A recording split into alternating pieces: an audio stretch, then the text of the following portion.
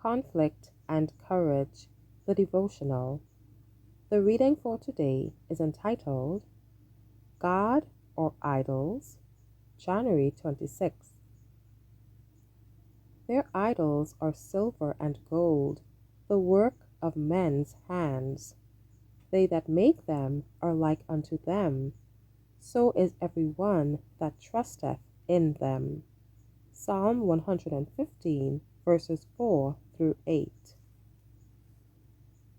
In the days of Noah, a double curse was resting upon the earth in consequence of Adam's transgression and of the murder committed by Cain.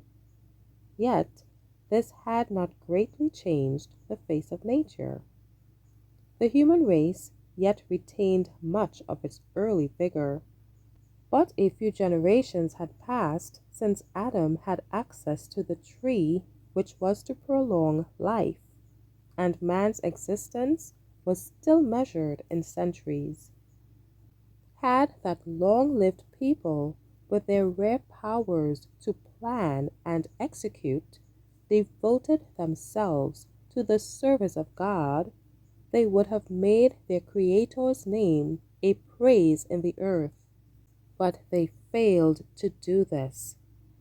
Not desiring to retain God in their knowledge, they soon came to deny his existence. They adored nature in place of the God of nature. Extensive groves that retained their foliage throughout the year were dedicated to the worship of false gods. Men put God out of their knowledge and worshipped the creatures of their own imagination, and, as the result, they became more and more debased. The men of that generation were not all, in the fullest acceptation of the term, idolaters. Many professed to be worshippers of God.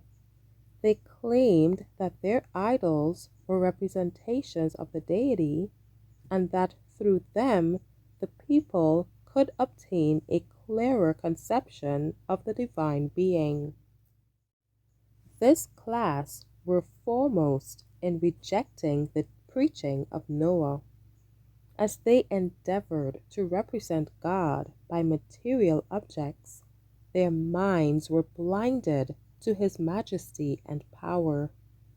They ceased to realize the holiness of his character or the sacred, unchanging nature of his requirements. Man will rise no higher than his conceptions of truth, purity, and holiness. If the mind is never exalted above the level of humanity, if it is not uplifted by faith to contemplate infinite wisdom and love, the man will be constantly sinking lower and lower. The worshippers of false gods clothe their deities with human attributes and passions, and thus their standard of character was degraded to the likeness of sinful humanity. Be strong in the Lord and in the power of his might.